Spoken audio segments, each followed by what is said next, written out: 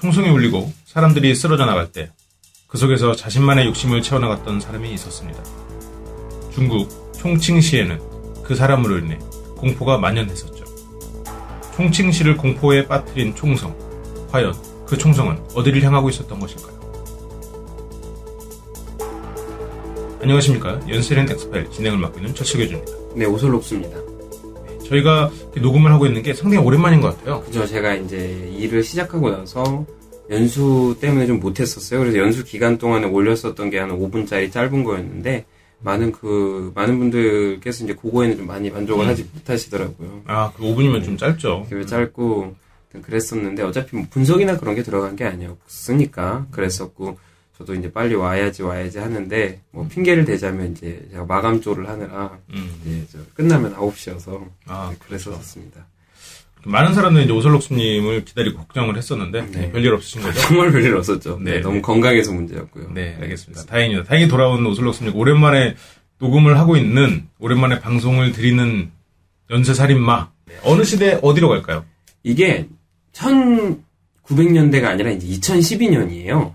상당히 최근인데 2012년 8월 14일 아침 7시에 쓰촨성 총칭시 샤핑비구의 통자차오춘의 한 가죽 구두 공장에서 있었던 얘기예요. 그러니까 이제 쓰촨성이라고 하면은 삼국지 좋아하시는 분들은 아실 법한 그 총나라 지역 그쪽이라 네. 생각하시면 될 것 같은데 뭐 틀릴 수도 있어요. 그럼 굉장히 서쪽인 거 그렇죠. 아니에요? 근데 여기도 보면 서천성.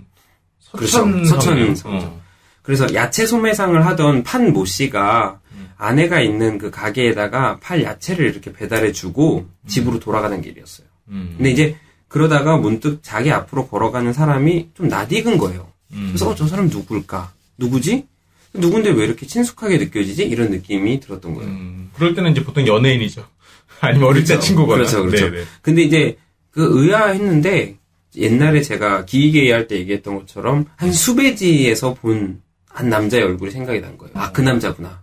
그리고 이상했던 게 때마침 그 사람이 걸어가는 길에 담벼락에 수배 전단이 또 붙어 있었던 거예요. 그 사람의 수배 전단이. 그렇죠. 그래서 수배 전단 속의 얼굴이 저기에서 이게 나 있는 쪽으로 다가오고 있었던 거죠. 그러니까 이 사람은 이제 딱 그 생각이 든 거예요. 급하게 경찰에 전화를 걸어서 신고를 했고, 그러자마자 앞에 이제 걸어가던 그 남자가 몸을 돌려서 자신을 향해 다가오기 시작한 거죠. 그래서 이제 판모 씨가 그 사람을 보니까 그의 허리춤에 총이 하나 보인 거예요. 그래서 급하게 몸을 숨길 곳을 찾다가 한쪽으로 나 있는 골목길로 이제 빨리 몸을 숨겼고, 그러고 나서 얼마 지나지 않아서 탕탕탕 하는 세 발의 총소리가 난 거죠. 굉장히 영화 같은 오프닝이에요. 총소리와 함께 쓰러진 건 사실 판모 씨가 아니라 그 범인이었어요. 아, 그래요? 범인이 자리에서 쓰러진 거고, 방금 전까지 범인과 총격전을 벌이던 총칭시의 공화국 소속의 그 경찰 조우진과 왕샤오이가 그 쓰러진 범인의 몸을 좀 확인을 하려고 다가갔죠. 그래서 그때의 기록이 뭐라 남아있냐면, 당시 저희가 쓰러진 범인에게 다가갔을 때 저희가 쏜 2발의 총알이 머리와 허리에 명중하였기에 그는 얼마 못 가 숨을 거두었습니다. 라고 얘기를 했어요. 그럼 지금 연쇄살인마가 살해당한 거네요? 그렇죠. 살해당하기보다는 경찰에 의해서 사살된 거죠. 사살된 거죠. 네. 그래서 조우진과 그 왕샤오이 이 두 경찰이 사실 판모 씨가 경찰에 신고를 하기 전부터 사실 이 범인을 쫓고 있었어요. 그러고 나서 범인이 이제 판모 씨를 발견하고 무슨 행동을 하려 할 때 판모 씨가 숨은 거고, 그리고 그때 이제 경찰은 그 사람의 이상행동을 직감을 하고 사살을 한 거죠. 아, 이미 추격 중이었군요. 그렇죠. 공안국에서 이 사람이 다시 한번 큰 거사를 계획하고 있었다는 것을 이 사람이 여자친구와 통화를 하면서 나누던 대화를 입수를 했고요. 그래서 각 주요 은행들마다 사복경찰들이 파견이 돼서 이미 잠복 근무를 하고 있었다는 거예요. 이날도 마찬가지였고, 그래서 6시 45분쯤에 사복을 입고 부근의 주요 은행 근처에서 잠복 근무를 하고 있다가 한 파출소의 부소장이 그 사람들에게 전화를 걸어서 뒤를 걸어오고 있는 사람이 범인의 인상착의와 일치하다 이렇게 알려준 거죠. 그래서 전화를 끊고 이 사람이 의심하지 않도록 이 사람을 일단 먼저 보낸 뒤 이 사람을 좀 미행하기 시작했던 거예요. 근데 여기서 이상한 게 저희가 우리 연쇄살인마를 다루잖아요. 그렇죠. 근데 은행에 잠복해 있었다. 그렇죠. 그리고 여자친구와 통화했다. 이런 걸 보면 보통 연쇄살인마들 같은 경우에는 여자친구가 없거나 여자친구가 같이 살인을 저지르는 경우는 많이 봤어도 여자친구에게 거사를 얘기해서 은행으로 향한다라고 하면 좀 지금까지와 다 말했던 연쇄살인범과 좀 할 것 그렇죠. 같고, 근데 바로 은행에 잠복했던 걸 보면 이미 충격적인 범죄들을 저질렀던 사람 같고 그런 생각이 들어요. 그러니까 이 사람 같은 경우에는 저희가 이전까지 다루었던 연쇄살인범들이 대부분 환상이라는 거에서 출발을 많이 했잖아요. 네네. 혼자 고립되고 그 속에서 잘못된 환상을 키워나가고 이거였다면 이 사람은 약간 그런 류의 범죄와는 좀 다른 범주에 있다. 이렇게 생각을 하셔도 될 것 같아요. 다시 사건으로 돌아와서 그 두 사람이 10m 정도의 간격을 두고 범인을 이제 쫓기 시작을 했고 범인에게 그 발각이 되고 나서 범인이 다른 방향으로 향한 거죠. 그런데 이제 막다른 길로 그 사람이 들어서고 만 거예요. 그래서 허리춤에 있던 총을 꺼내 들어서 저항을 했고 이 사람들이 본능적으로 몸을 숨기고 옆에 있던 한 사람은 전신주로 숨고 그 왕 경관은 골목의 벽 옆으로 몸을 숨긴 거예요. 그러고 나서 이제 막 벽에 총알이 뭐 박히고 했겠죠. 그러고 나서 이제 반격을 해서 두 발의 총이 발사가 된 거고 이 사람이 사망한 거죠. 그래서 판모 씨가 들었던 총성이 3발이 다 들렸던 거예요. 범인이 발사한 총알 1발, 이 사람들이 발사한 총알 2발. 근데 이렇게 생각하면은 경찰들이 근거리 사격을 했던지 아니면 정말 총을 잘 쐈던지 둘 중 하나일 가능성이 높죠. 저는 매트릭스에서 막 벽이 부서지는 그런 장면을 생각했었는데 그렇게까지는 아니었나 보군요. 그렇죠. 그러면 이미 범인이 죽어버렸어요. 그렇죠. 하지만 우리는 범인이 누구이고 어떠한 삶을 살았는지 분석을 해보고 확인을 해봐야 될 것 같은데 그렇죠. 대체 무슨 범죄를 저질렀을지 궁금하네요. 그렇죠. 이날 사망한 범인의 이름은 조우커와라는 범인이에요. 일단 중국인이고 그리고 이제 이 사람 같은 경우에는 1970년 2월 6일에서 태어났어요. 통칭시 샤핑비구의 진커우진 얼탕촌에 거주하는 이 중졸 학력의 남자예요. 지난번 에피소드 때도 그랬지만 중국어는 확실히 좀 읽기가 어렵네요. 그러네요. 이 당시에 70년대에 중국의 중졸이면 학력이 뭐 낮은 건 아닌 것 같아요. 그냥 보통인 것 같기도 해요. 일단은 또 이 사람의 아버지가 조우정 씨라는 이름의 사람인데 시골에서 정착을 하고 있던 지식 청년으로 마을의 생산팀에서 회계 업무를 수년간 봤다 그래요. 그리고 이제 1960년대 말 이제 이혼 경험이 있는 두 아이가 딸린 타양 출신의 여인과 결혼을 하고 이 여인이 바로 이제 조우커와의 어머니였던 거죠. 혹시 조우커란 이름이 꼭 조커에서 나온 이름 같기도 하고 지금 설록수님도 설록에서 나왔잖아요. 설록에서 지금 그런 걸로 지금 이름 가명 쓰고 있는 건 아니죠? 그런 건 아니고 그런 건 아니고 본명이군요. 그렇죠. 그러면 여기서 지식청년이라는 건 뭐예요? 그러니까 이게 지식청년, 그러니까 약칭으로 지청이라고 한대요. 광의적인, 그러니까 넓은 의미로는 고등교육 이상의 교육을 받은 지식이 있는 청년을 의미하고, 특정 시기의 지식청년이라고 하면, 그러니까 이게 한 1950년대부터 70년대 말까지의 지식청년의 의미는 자원하거나 혹은 타인의 권유로 인해서 도시에서 농촌으로 가 농민이 된 젊은 사람들을 의미한다 그래요. 그러니까 이 시기의 지식청년이라고 하면 대부분 중학교 졸업 혹은 고등학교 졸업의 학력을 가졌고 아마도 이제 우리가 말하는 지금 지식청년, 이 아버지가 지식청년이었다는 것은 그런 학력을 가지고 있고 그리고 자원하거나 타인의 권유로 도시에서 농촌으로 가서 농민이 된 젊은 사람 이런 걸 좀 의미하지 않을까 싶어요. 이 당시에 중학교 졸업이면 이제 우리 지금으로 오면 대학교 졸업이고 고등학교 졸업이면 뭐 대학원 졸업 이 정도로도 볼 수도 있겠네요. 그렇죠. 약간 과장된 걸 수도 있겠지만 그러면 아버지가 그렇다면 남들에 비해서 좀 부유한 계층이었다고 볼 수도 있는 거예요? 그러니까 이게 회계를 봤다. 뭔가 사무직이다. 이러면 부유하다 이렇게 생각을 할 수도 있는데 저도 그렇게 생각을 했는데 그 어린 시절 조우커와의 집이 가난했다 그래요. 그러니까 이게 당시 시대 상황을 반영을 하면 농촌에서 생활하는 사람들은 비슷한 다 처지였다. 그래서 조우커와 함께 빈곤한 어린 시절을 보낸 한 친구는 그 사람과 함께 보냈던 어린 시절을 회고를 하는데 어린 시절 농촌에는 먹을거리도 놀거리도 없었다. 그러나 조우커와 함께라면 좀 달랐다. 왜냐하면은 이 사람이 수영 상당히 잘했대요. 그래서 항상 강에서 수영을 하면서 게를 잡아 올린 거예요.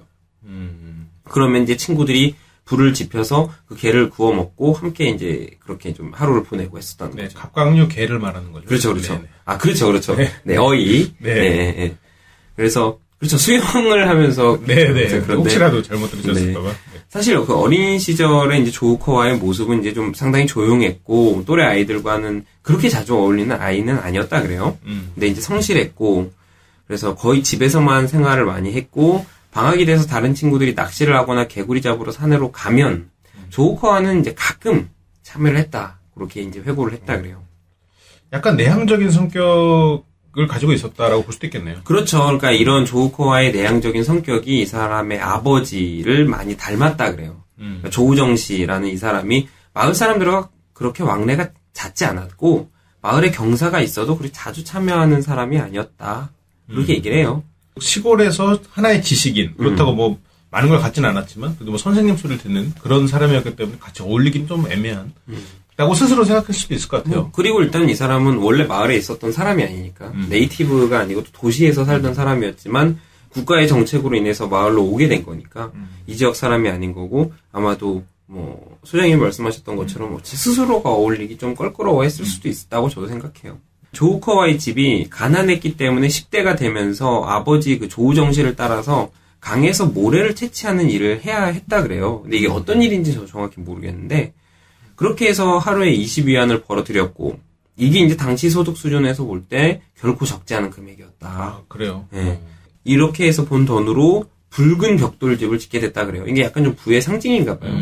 근데 이렇게 좀 행복한 나날에 가까우신다 싶었는데 나중에 강바닥에 모래를 채취하는 작업이 외주업체에게 맡겨지게 된 거예요. 그래서 마을 대다수의 사람들이 생계를 이어나가게 될 방법을 잃게 된 거죠. 대기업이 들어왔군요. 그렇죠. 그러니까 조우커와도 이때 이제 마을을 떠나게 됐다 그래요. 지금까지 모습은 이제 집안이 가난했고 그러던 중에 조우커가 다른 지역으로 갔다는 사실. 그렇죠. 그리고 돈을 좀 벌긴 했지만 지금 대기업에 잃었다. 그렇죠. 근데 지금까지 내용으로는 조우커가 범죄자가 될 것 같은 그런 기미가 보이진 않아요. 좀 내향적이고 그렇죠. 친구들과 조금 덜 어울렸지만 그렇다고 뭐 혼자 항상 지냈던 것도 아니고 어떤가요? 조우커가 그런 범죄자가 되기까지 어떤 일이 있었는지. 시기상에 이제 1993년이 됐어요. 이 사람이 이제 총칭을 떠나서 우한으로 향했거든요. 가족들에게 일자리를 찾으러 떠난다고 말했고, 근데 이제 우한시 공화국 경찰이 조우커와가 지니고 있던 사냥용 총알 자루를 발견하게 되고 이 사람을 체포를 해요. 그래서 2년간의 노동 교육을 받아야 했던 거예요. 그래서 이제 체포가 된 거죠, 그렇게. 그럼 이 총을 구입한 목적이 실제로 뭔가 있었던 거예요? 범죄된 목적이었던 거예요? 사실 이 사냥용 총이 1991년 9월에 그 총칭시 샤핑 바구에서 조우커 이 사람이 절도를 한 거예요, 이 총을. 아, 네. 그러니까 이제 1m가 되는 길이의 사냥용 총을 우한시의 일자리를 찾으러 간 다음에 가지고 간 거예요, 그냥. 그러니까 왜 절도를 했고, 왜 가지고 간지는 모르겠는데, 딱히 범죄의 목적은 있었던 것 같진 않아요. 근데 어쨌든 절도니까 범죄 자체로 총이 생긴 거긴 하네요. 그렇죠. 그래서 95년, 그러니까 93년부터 95년까지 노동교육을 받고, 이 교육을 마치고 나서 총칭시 기차역에서 물건을 운반하는 일을 시작을 했어요. 그리고 이제 결혼도 요 즈음에 하게 돼요. 그리고 두 사람 사이에서 아들도 태어났다고 합니다.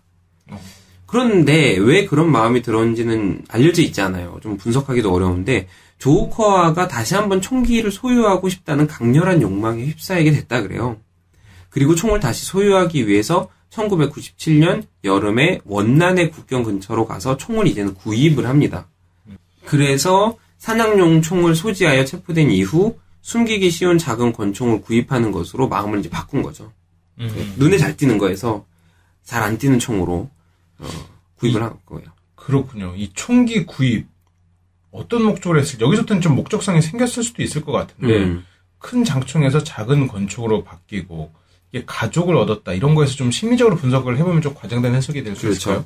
근데 이제 8년 동안에 이제 이 사람이 작은 총을 바꿨으니까 발각이 되진 않거든요. 근데 총기라는 것 자체가 뭐 어떻게 생각하면 뭐 남성성을 의미한다.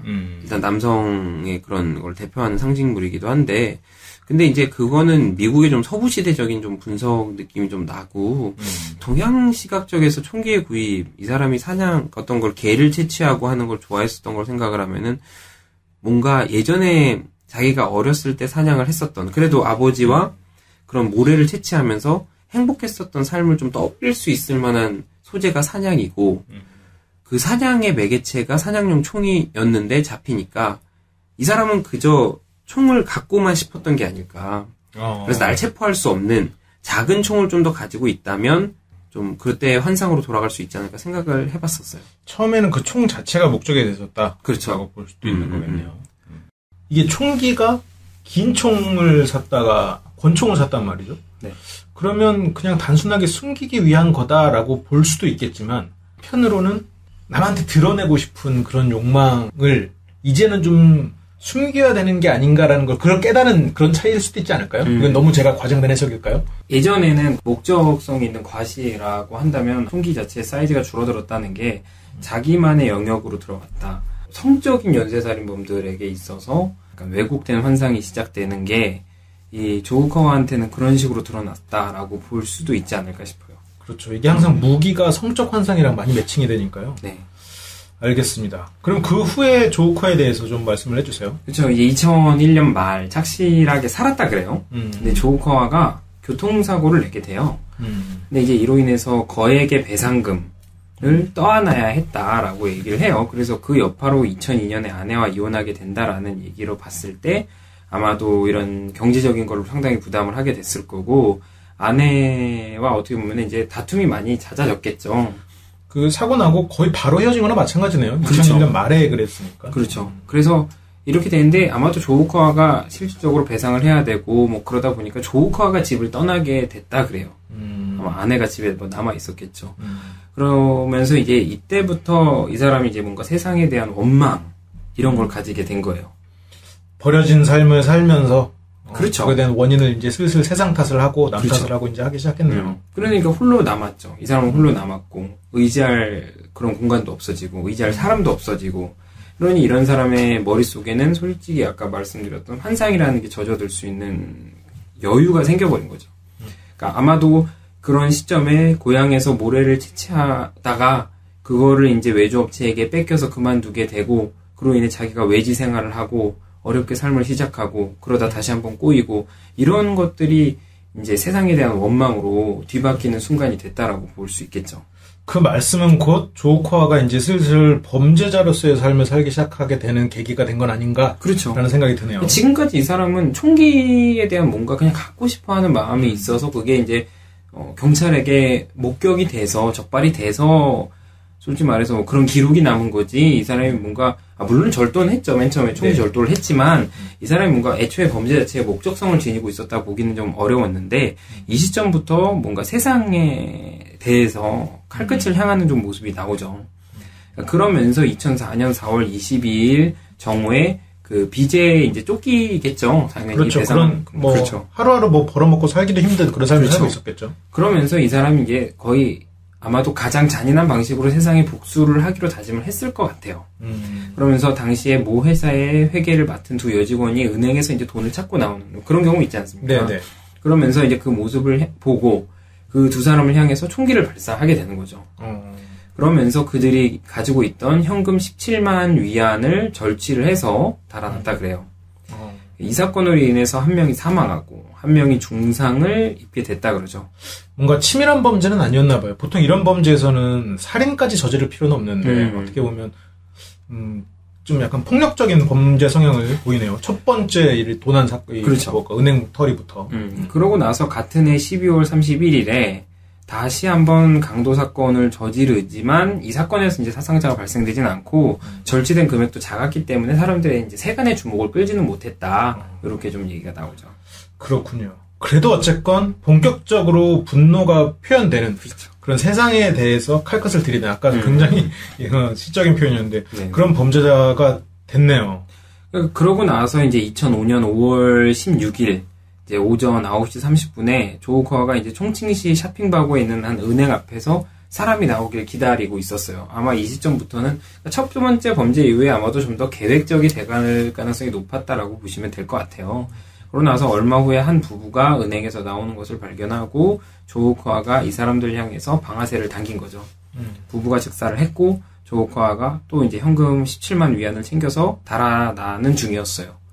그걸 이제 길을 가던 한 남성이 본 거죠. 네. 그래서 조우커가 이 어떤 사람이 자기를 목격한 걸 보니까 그 목격자를 그냥 지나치지 않았던 거죠. 목격자까지 살해를 했다는 얘기죠. 그렇죠.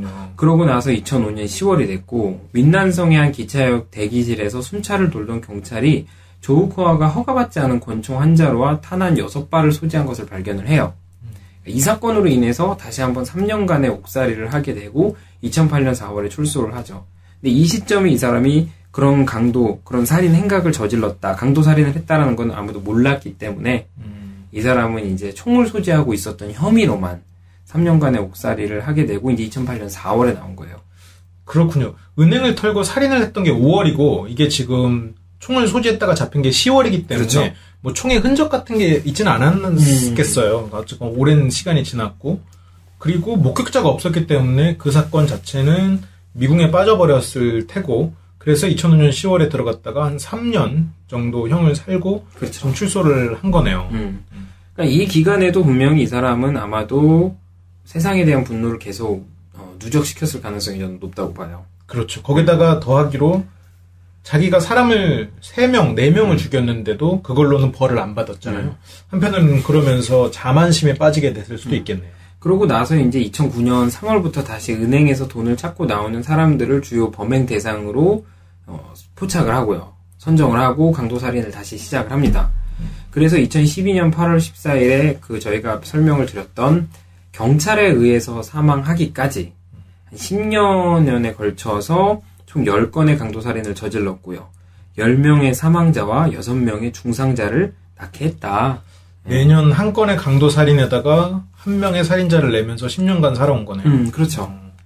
그러면 범죄를 저지르던 중에 앞부분에 나온 사건을 통해서 사살된 거다라고 우리가 이해를 그렇죠. 했어요. 그런데 조우코와 사망 이후에 주목받게 되는 부분들이 있나 봐요. 그렇죠. 지금 사망 이후에 어떻게 보면 얘기를 좀 더 해주려고 하시는 것 같은데. 왜냐면은 조우코가 범행을 저지르고 있다. 마지막이 아니죠. 사망하기 전에 큰 건을 하나 준비하고 있다는 사실을 여자친구와의 그런 통화. 그렇죠. 아까 여자친구의 통화라고 했었죠. 그렇죠. 그게 나왔었는데, 이 조우코와가 사망한 이후에 경찰과 언론이 이 사람에게 이제 공범이 있는지를 주목하게 됐어요. 그러고 나서 그의 여자친구였던 20살의 장괴잉을 공범으로 지목을 하게 됩니다. 근데 이 여자 같은 경우에는 조우코와를 만나기 전에 스촨성 이빈시의 한 유흥업소에서 일하던 여자였다 그래요. 이 여자가 1992년 1월에 스촨성 이빈시의 작은 마을에서 가난한 농민 가정의 딸로 태어났고요. 92년생이면 현대를 살아가는 젊은 여성들과 나이가 비슷하네요. 저보다 어리죠. 아, 그러네요. 네. 그리고 이제 그녀가 초등학교 3학년에 다니던 시절에 성적이 너무 떨어지니까 학교를 그만두기로 결심을 했다 그래요. 그러고 나서부터 2007년부터 11년까지 이빈시와 광동성 현전시, 광동성 중산시 등을 이제 떠돌아다니면서 일을 했다 그래요. 아마도 이제 학력 자체에도 또 제한이 있고 정확한 기술을 배운 건 아니기 때문에 아마도 이렇게 일을 찾아다니면서 떠돌 수밖에 없었을 것 같고, 이 기간 동안 이제 여자가 이 일 저 일을 다 하다 보니까 경무에 많이 시달리게 되고 야근까지 하게 되는 그런 실정이다 보니까 너무 힘들게 되고요. 그래서 새로운 일을 하기로 결심을 해요. 그 일이 안마업소에서 일을 하는 것이라고 이렇게 알려져 있습니다. 그렇군요. 안마업소면 어쨌든 유흥에 관련된 그런 네. 업소라고 봐야겠죠. 그렇게 이제 여성이 그 일을 시작하고 나서 자신의 이름을 리우동이라고 소개하는 한 남성을 만나게 돼요. 이게 만나겠다는 게 손님으로서 만났다라는 건데, 네. 그 리우동이라는 사람이 다른 여성들을 찾은 적도 있었지만 결국은 이 여성을 제일 많이 찾게 됐다. 그리고 나중에 이 여자만 찾았다라는 이제 그런 기록이 있다 그러는데, 리우동은 이 여성한테 자기가 2005년에 10대 우수 청년 중에 한 명으로 선정됐다 이렇게 말을 하고, 자신이 하버드 대학교를 졸업하고 집안이 운영하는 가족 기업이 있다 이렇게 소개를 했다 그래요.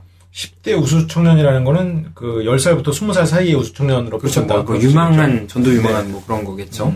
그리고 몇 분이면 내가 몇만 위안의 현금을 송금받을 수 있을 만한 재력이 있는 사람이기 때문에 나는 일을 하지 않아도 돼 이렇게 허풍을 떨었다 그래요. 그러니까 뭐 계속 이 말에서 이 여자를 찾아오고 이 사람이 돈이 없는 것 같지 않고 뭐 돈도 그렇게 쉽게 구하니까 이런 뭔가 허세 같은 게 허풍 같은 게 왠지 신빙성이 있었나 봐요. 네. 그러던 차에 리우동이 그녀에게 일주일에 1만 위안을 줄 테니까 나랑 함께 살자라고 제의를 했다 그럽니다.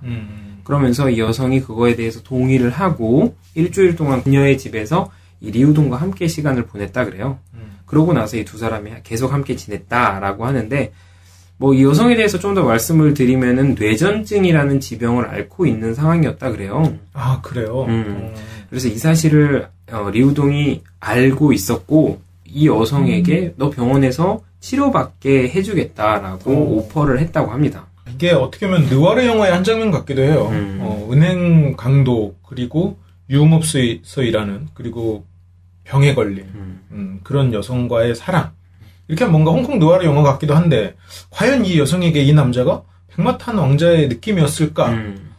아니면 정말 이렇게 아픈 나를 또 아껴주고 하니까 인생을 맡겨도 된다고 생각할 사람이었을까? 물론 저희가 봤을 때는 아니라고 그렇죠. 보이죠. 아닐 수 있다고 보이는데 이 여성의 삶 속에서는 그렇게 보였을 수도 있지 않을까라는 생각이 저는 여기까지는 좀 들어요. 너무 워낙 힘든 시절을 보냈으니까 네, 뭐 그럴 수 있다고 볼 수 있는데 어쨌든 그거에 대해서는 뭐 더 얘기하지 않기로 하고 네. 이러고 나서 4개월 동안 리우동이 그 여성에게 주얼리 등을 계속 선물을 해가지고 한 13만 원 정도의 돈을 소비를 해요. 13만 위안. 13만 네. 위안. 네. 13만 원이면 네네 많이 소비한 거긴 하지만 물론 그럼 저는 홀딱 넘어가겠지만 어쨌건 이제 그러면서 이 여자가 뭔가 언젠가부터인가 리우동의 정체에 대해서 의문을 갖기 시작했다 그래요. 리우동을 이 여성이 인터넷 검색창에 2005년 10대 우수 청년 이렇게 검색을 해봤다는 거예요. 2005년이면 인터넷이 되니까. 그리고 리우동이 2005년 10대 우수 청년이라는 글자를 검색했다는 거를 알아버린 거예요. 2005년 하면 12년 전이어서 굉장히 오래전 같지만 실은 2002년 월드컵보다도 3년 후잖아요. 그렇죠. 그러고 나서 이 여성이 자꾸 그 사람한테 리우동한테 영어에 대해 너 하버드 나왔다니까 영어 어때 막 물어보니까 이제 리우동이 하는 말은 난 졸업한 지 오래돼서 이미 잊어버렸다. 이런 이제 저희가 생각하면 상당히 말도 안 되는 그렇죠. 이제 그런 이야기를 해요. 리우동이 어쨌건 그녀가 자기의 정체에 대해서 의심하고 그것도 검색해봤다는 걸 이제 알게 된 거긴 그렇죠. 하네요. 그러면서 이 조우커와죠 리우동이 사실은 네네. 이 조우커와의 여자친구가 된 장괴잉이 결국 이 사람이 이제 정체를 알게 된 거예요. 그러니까 이제 조우커와가 자신의 총을 꺼내 들고 내 본명이 리우동이 아니고 난 조우커하고 나는 수년간 총칭 일대에서 강도살인을 저질러 온 범인이다라고 밝히는 그런 이제 사건이 발생하게 되죠. 그러면서 이 여성에게 너 이제 나와 함께 일을 하자. 이런 것을 이제 요구를 하고 사실상 협박에 가까웠을 거예요. 총을 빼들고 얘기를 했으니까. 뭐 이 여성이 이에 대해서 동의를 하고 리우동 즉 다시 말해서 조우커와가 이 여성을 데리고 총칭으로 다시 떠납니다. 이 여성이 과연 협박에 의해서 갔을지 아니면 마음속 한구석에서는 새로운 곳으로 떠나고 싶은 그 열망이 그 협박에 순응하게 되었는지는 뭐 뒤에서 나올 수도 있겠지만 지금으로서는 모르겠네요. 어쨌든 이 여성이 총칭해서 조우커와를 도와서 은행의 계좌를 새로 개설하고 그가 맡긴 돈을 은행에 입금하고 보관하는 일을 했다는 것은 사실이라 그래요. 네. 그러나 이제 그 돈이 강도로 절취한 돈임을 이제 점차 알아가게 되는 거죠. 그러니까 결국 이제 그 조우커와가 사망하고 나서 이 여성도 이러한 혐의 때문에 법정에 서게 됩니다. 그러고 나서 2013년 3월 22일 오전 9시 30분 제1심 법정에서 이 여자가 범인 은닉죄 그리고 작물 은닉죄의 죄명으로 5년의 유기징역과 1만 위안의 벌금형을 선고받게 됩니다. 이 여성이 거기서 딱히 항소를 하지 않았기 때문에 이 형이 확정이 되고요. 현재 감옥에서 복역 중이라고 합니다.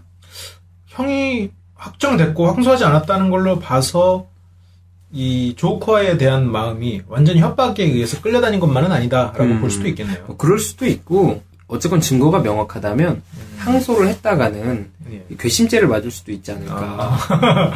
그런 식으로 뭐 생각할 수도 있겠네요. 네네네.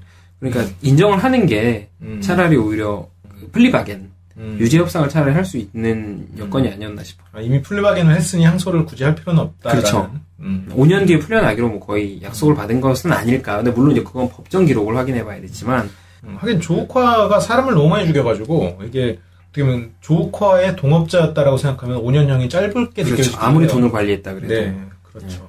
그러면 좋습니다. 이 조커에 대한 분석을 우리가 해봐야 될 텐데 이 조커가 죽어버려서 분석할 거리가 좀 분석하기가 어렵지 않았을까 생각이 듭니다. 어렵죠. 왜냐면은 대부분의 분석을 하기 위해서는 어쨌건 체포가 돼서 프로파일러나 아니면 신유 분석가가 이 사람과 인터뷰를 통해서 이제 분석이 이루어져야 되는데 지금 이 사람에 대한 뭐 기록이나 그런 게 남아있는 게 거의 없고 그리고 뭐 대학생활이나 뭐 고등교육을 받아서 학생 기록부가 많이 남아있는 사람이 아니지 않습니까? 네. 그러다 보니까 여기까지 이제 우리가 알고 있는 조우커와의 일화를 보자면 어린 시절 그래도 성실하고 좀 내향적이고 조용했던 그런 성격의 남자가 자라나면서 삶의 터전에서 자꾸 밀려나게 되고 평소에 자신이 동경하던, 어떻게 보면 꿈꿔왔던 그런 총기로 인해서 자꾸 범법자가 되는 생활을 하게 된 거죠. 그렇죠. 그리고 나서 성실했던 그런 삶으로 되돌아갔을 무렵에 사고가 터지면서 이 사람은 다시 한번 희망을 잃게 되고 시리에 빠지게 되고, 가족과 그런 터전을 다시 잃게 되면서 사회에 대한 복수심으로 인해서 강도살인을 저지른 게 지금까지 우리가 볼 수 있는 좀 표면적인 이유가 된 것이 아닐까라는 생각이 들어요. 네. 그런데 이제 중국 공안대학교의 범죄심리학 전문가 리메이진 교수 같은 경우에 조우커아가 대단히 강한 욕망의 소유자였고 평범한 인생을 살아가야 하는 자신의 운명을 인정하고 싶지 않았을 것이다 라고 이렇게 좀 달리 분석을 합니다. 일종의 모험을 꿈꾸던 사람? 그렇죠. 그러니까 다시 말해서 이전의 생존에 대해서 실패한 경험을 가지고 있고 평범한 삶을 위해서 경쟁과 투쟁 그리고 노력에 대한 부정을 해왔을 것이다. 오히려 자신의 분노를 표출했을 때 순간적으로 가질 수 있었던 적지 않은 돈과 잡히지 않았을 때 세상에 대해서 자기가 보여줄 수 있었던 그런 점에 대해서 우월감에 빠지지 않았을까. 이 내용은 이제 제가 이 문구를 보고 혼자 좀 생각을 해본 건데 네. 그렇지 않았을까 싶어요. 그렇군요. 그래서 좀 비슷한 경우를 찾아보자면 조우커아는 아마도 데이비드 버코이츠와 같이 좀 약간 실패한 나르시스트의 길로 들어서고 있었던 것은 아닐까. 좀 그런 느낌이 좀 들었습니다. 근데 또 생각해보면 성공한 나르시스트일 수도 있지 않을까요? 자기의 어떻게 보면 나르시즘을 죽는 순간까지 놓지 않을 수 있었잖아요. 영웅심에 빠져서 물론 우리가 영웅이라 생각하는 건 아니지만 그렇게 하고 이 사람이 법정에 서고 자기가 자경에 빠지고 죄를 뉘우치고 이럴 시간이 전혀 없이 그렇죠. 딱 범죄자로서 그 순간에 총격전을 벌이다가 죽은 어떻게 보면 스스로는 뉘우치거나 이 나르시즘에서 벗어날 수 있는 기회가 주어지지 않은 것 같아요. 그런 면에서는 좀 역설적인 의미로 성공한 나르시스트가 아닌가라는 그렇죠. 그런 좀 깜짝날을 해보고 싶네요. 생각할 수도 있고 그래서 이것을 잘 표현해주는 에피소드가 이제 장괴잉에게 자신이 하버드 대학교를 졸업한 부유한 집안의 남성이라고 거짓 소개를 한 것으로 봤을 때 아마 자신의 그런 실제 보잘것없다. 그러니까 어떻게 보면 자신이 생각하기에 보잘것없었던 자신의 삶을 좀 덮어내는 거짓으로 덮어냈었던 그런 좀 모습이 이 사람이 어떻게 보면 좀 그런 면이 있지 않았을까. 자신의 삶에 대한 불만, 자신의 삶을 이렇게 만든 세상에 대한 불만, 그것을 덮기 위해서 세상에 대한 좀 복수를 꿈꾸고 그리고 나아가서 그때만큼은 자기가 뭔가 특별한 사람이 된 것 같은 환상에 빠져갔었던 건 아닌가라고 싶어요. 그래서 자신이 그런 살인을 벌이고 강도한 돈으로 유흥을 즐겼고 그리고 강도를 위한 목적이 아닌 단지 좀 살인만을 저지른 범죄도 있었다라는 그런 내용도 있어요. 아, 그래요? 그러니까 아마도 점차 강도가 목적이었다가 그 살인이라는 것 자체에 빠져서 아마도 좀 후반부의 살인은 좀 그런 부분도 있지 않을까라는 얘기가 있는 것 같아요.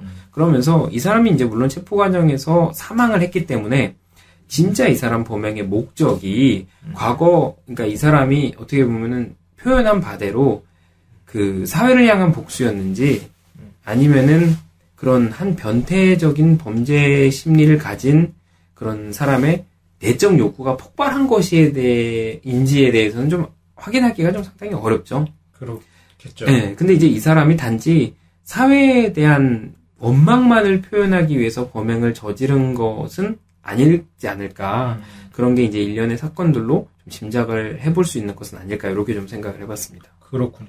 제가 보기에도 사회에 대한 원망이 있었던 건 사실인 것 같아요. 그렇죠. 그런데 이 사람이 자기의 원망의 그 타겟을 사회로 돌리면서 마치 부조리한 사회에 대항하는 자기는 특별한 존재라는 그렇죠. 것을 부여하는 그 의미를 부여하는 데 사용하면서 쾌감을 느꼈던 게 아닌가. 자신의 나쁜 짓에 대한 좋게 표장할 수 있는 그 포장지를 얻은 게 아닌가라는 생각이 드네요. 그러니까 이전까지 이 사람은 어쨌건 사회적인 그런 제도에 의해서 많이 밀려나고 사고가 발생해서 또 자기 있는 사회 울타리 속에서 좀 밀려나는 사람이었어요.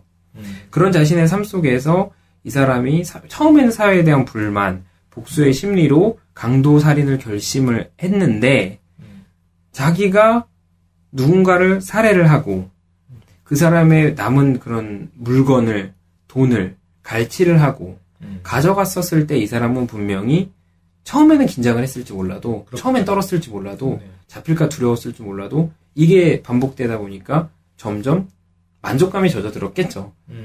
내가 이 사람을 공격함으로 인해서 자기가 사회에서 강자가 된 듯한 기분을 분명 저는 가졌을 것 같다라고 봐요.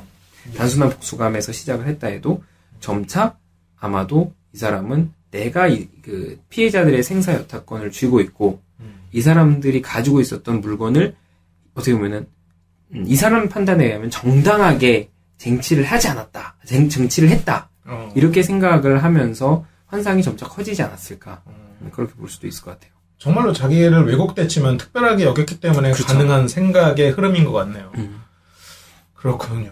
여기까지가 조코어인데 확실히 이 아버지의 영향도 꽤 큰 것 같은 게 이 아버지가 어떻게 보면 아웃사이더였잖아요. 그렇죠. 그리고 그 아웃사이더면서도 그 조직, 그 그룹 내에서 약간 뛰어난 사람. 그렇다고 근데 뛰어난데 그렇다고 행복하게 살 수도 없어. 돈도 없고. 그리고 그렇죠. 뭐 시골에 가라고 한 게 이제 나라의 뜻이었으니까. 그렇죠. 그러면서 아버지는 아들한테 또 기대가 엄청 컸을 거고. 하지만 이 아들은 그걸 이룰 수는 없는데 아버지에 대한 또 로망이자 두려움 뭐 그런 것들이 쌓여서 약간 뻥을 칠 때도 굉장히 지적인 이미지로 그쵸, 뻥을 그쵸. 치잖아요. 그래서 그런 아버지에 대한 기대감이 이 사람의 어떻게 보면 한 축을 차지하고 있지는 않았을까라는 그런 이 사람 마음속에는 아버지라는 키워드가 좀 크게 자리 잡고 있는 건 아니었을까라는 생각도 좀 드네요. 그렇죠. 어머니에 대한 기록이 전혀 없다는 게 좀 많이 더 분석을 깊게 할 수 없는 부분이기도 해요. 그렇군요. 물론 이 당시에 중국 사회가 아버지가 보여주는 사회적인 역할 그런 게 더 컸지 않았을까 싶지만 어머니에 대한 기록이 전혀 남아있지 않고 그 이전 전 와이프에 대한 기록이 남아있지 않다. 인터뷰 내용이 좀 찾기가 어렵다는 점으로 봤을 때 이 사람에 대해서 완벽하게 분석을 했다라고 보긴 좀 어려울 것 같아요. 그렇군요. 중국의 연쇄살인마 오늘 이제 2주차로 저희가 방송을 해드리고 있는데 상당히 흥미로운 부분이 있네요. 좋습니다. 혹시 뭐 추가적으로 이프라던가 해볼 만한 게 있을까요? 그러니까 이 사람의 범행이 처음에 분석하기에는 마치 진짜 이제 사회에 대한 불의를 이겨내지 못하고 저도 맨 처음에 이 내용을 받아서 봤을 때는 그런 느낌이었는데 많은 청취자분들께서도 느끼셨겠지만 그런 게 아니라는 거를 알아서 처음 내용을 접하셨을 때 만약에 이 사람은 사회의 부조리에 대해 저항한 사람이었나? 이렇게 생각하실 수도 있지만 현실은 아니었다. 사회 부조리에 저항한 범죄자는 거의 없죠. 거의. 없죠. 예, 거의 없죠. 아예 없지는 않겠지만 대부분의 범죄자들이 사회 부조리에 저항했다라고 하는데 대부분은 자기 욕망을 채우려고 애를 쓴 범죄자들이 많죠. 아무리 사회 부조리에 저항을 하는 건 좋은데 타인에게 피해를 주면서 그런 거는 문제가 있잖아요. 은행에서 돈 찾아오는 사람들이 자기한테 실질적으로 피해를 준 사람이 아니잖아요. 그렇죠. 부자가 뭐 나쁜 사람인 것도 아니고 은행이 나쁜 사람인 것도 아니고. 그런 거 있어요. 의외로 이런 사람들이 타겟을 정해가지고 돈을 갈취당한 피해자들이 의외로 부유한 사람들이 아닐 가능성이 전 더 높다고 봐요. 그렇죠. 부유한 사람들이 은행에 가서 돈을 이렇게 찾아오진 않잖아요. 그렇죠. 네. 이때 당시만 해도 상당히 이제 어느 정도 인터넷도 많이 발달했고 프리미엄 서비스 이런 게 있을 테니까 보면 막 그 목돈을 어렵게 모아서 그렇죠. 막 그런 사람들이었을 가능성이 저도 그런 있죠. 이미지 많이 들었어요. 그러니까 노부부 이런 거라고 봤을 때 뭔가 이제 뭐 월세 값을 뭐 지불을 하려고 현금을 뽑았다든지 그렇죠. 아니면 뭐 임대료를 내기 위해서 돈을 뽑았다든지 그런 사람들을 노린 것으로 저는 생각이 되고 그리고 조옥화가 생각이 있었다면은 분명히 자기가 범죄 가능성을 좀 더 현실화시킬 수 있는 사람을 대상으로 했을 거예요. 그렇다면은 사회적인 자신과 다르지 않은 사회적인 약자였다는 거는 저는 그 가능성이 더 높다고 보거든요. 그렇죠. 이게 보통 보면 범죄자들이 이런 식으로 자기 합리화를 많이 하는데 그 예전에도 우리나라에서 살인을 저질렀던 사람도 클럽에 다니는 여성들을 타겟으로 살인을 저질렀던 적이 있었거든요. 그러면서 여성들이 물러내서 살인을 저질렀다. 사회적으로 물러내서. 근데 실제로 뭐 클럽에 간다고 물러내지는 것도 아니고 만약 그 말이 사실이라고 하더라도 실제 그날 살해한 여성은 클럽에 처음 가본 여성이었죠. 그렇죠. 맞아요. 저도 기억이 나네요. 적이 있었거든요. 그렇기 때문에 이제 범죄자들이 하는 이런 합리화 그리고 스스로가 그 범죄자 스스로가 그렇게 믿는다고 해도 그것에 대해서 현혹돼서는 안 된다고 그렇죠. 생각이 좀 들어요. 그러니까 그 사람들의 합리화는 그 일반인들의 사고와는 저는 다르다고 봐요. 그렇죠. 처음에는 같았겠지만 자기를 합리화하는 과정에서 달라졌겠죠. 그렇죠. 그 사람들의 합리화 중에 대표적인 게 이제 상대에 대한 자신이 공격을 했었던 자신의 피해자에 대한 역발상이거든요. 네. 역전을 시켜버리는 거죠. 이 사람들은 이런 사람이었어. 당할 만한 사람이었어.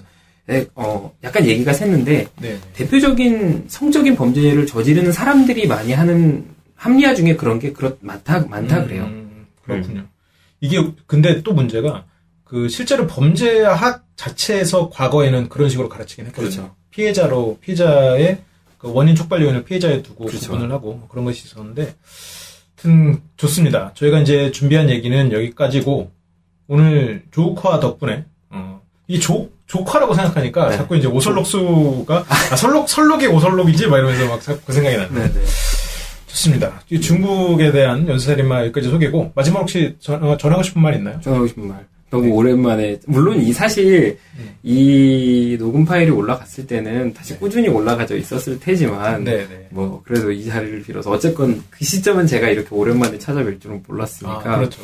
너무 오랜만에 찾아서 몇 화 뒤에 얘기긴 하지만 너무 죄송하다라는 말씀을 좀 드려야 될 것 같고, 우슬록수님에게 이제 경사가 있어가지고 이제 그것 때문은 아니고 이제 연수를 하셨잖아요. 그렇죠. 연수. 네. 그 뜻이죠. 네네. 그래서 취업을 해서 연수를 또 새로운 직장에서 열심히 연수를 하고, 그래서 이제 이 청취자분들의 많은 도움이 필요할지도 몰라요. 나중에 이제 그런 일이 생길 수도 있으니까. 그럼요. 그럴 때 이제 외면하지 마십시오.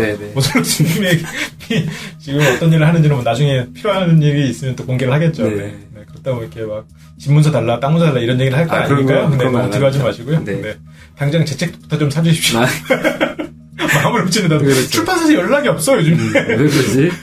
그래서 불안해서 연락을 못 해보겠어요. 출판사에 전화해봤는데 전화 안 받으면 어떡해요? 받겠죠. 그럼 너무 망상하잖아. 아니, 받을 거예요. 아무튼 그렇습니다. 마음을 훔치는 대학도 많이 사랑해주시고요. LBC 방송국 유튜브에서 꼭 구독 한번 눌러주시고, 오슬록수님 열심히 만드는 영상도 한번 보고 댓글도 달아주시면 정말 큰 힘이 될 것 같습니다. 그렇죠. 그러고 보니까 삼삼한 심리학도 못 올린 지가 꽤 됐어요. 삼삼한 심리학. 근데 제가 안 본 사이에, 연수원 갔다 온 사이에, 그, 연애 심리학이, 나름 인기가 있더라고요. 그래서 잠깐 연애 심리학이 좀 머물러야 될 때가 아닌가. 그렇군요. 그래서 그런 쪽으로 좀 대본을 좀 짜봐야 되지 않나. 알겠습니다. 연애 심리학. 저도 많이 기대를 해보겠습니다. 그럼 저희는 또 다음 시간에 또 좋은 방송으로 돌아오도록 하겠습니다. 지금까지 철철교였습니다. 우설록수였습니다.